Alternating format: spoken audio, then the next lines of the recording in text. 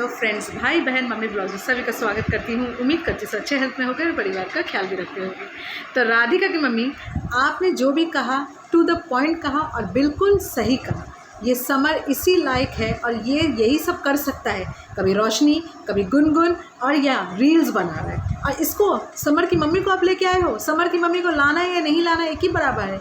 ये हमेशा गलत का ही साथ देती है और हमेशा अपने बेटे का ही साथ देती है। बेटा जितना भी गलत हो हमेशा इसकी मम्मी साथ देगी और इसकी मम्मी जितनी भी गलत हो बेटा हमेशा अपनी माँ का ही साथ देगा। वो कुछ दिन के लिए थोड़ा सा इधर उधर होता है मगर साथ अपनी माँ का ही देता है। ये चीज़ आपने नोटिस किया होगा।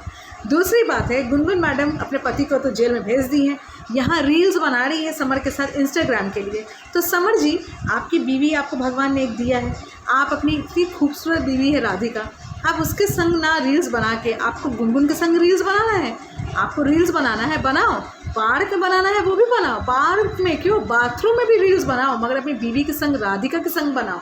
ये क्या तुम गुनगुन के साथ बना रहे हो? किसी और की बीवी के संग रील्स बनाने को शर्म नहीं आता है? और यहाँ पे तुम सीना चौड़ा करके बोल रहे हो कि हाँ मैं पार्क में रील्स बना रहा हूँ, मेरे को यहाँ ठीक से काम नहीं किया जाता है, काम नहीं करने देते हैं, ऐसा ऐसा लोग सोचते हैं। तो क्या कैसा सोचेंगे?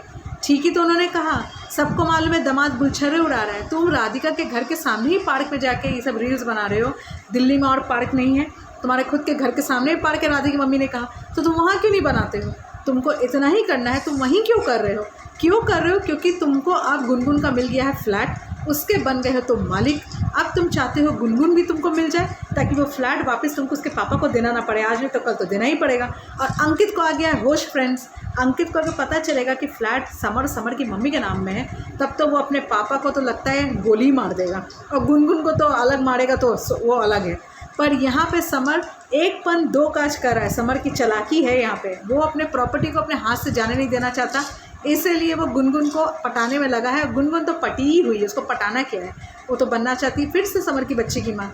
तो भाई जोरों शोरों से लगे हुए हैं, रील्स के नाम में दे रहे हैं धोखा और यहाँ राधिका की मम्मी को ठहरा रहे गलत, और सब चीज़ में साथ दे रही है समर की माँ, क्योंकि समर की माँ भी है एक लालची औरत जो हमेशा एक लालच के प्रति रहती है।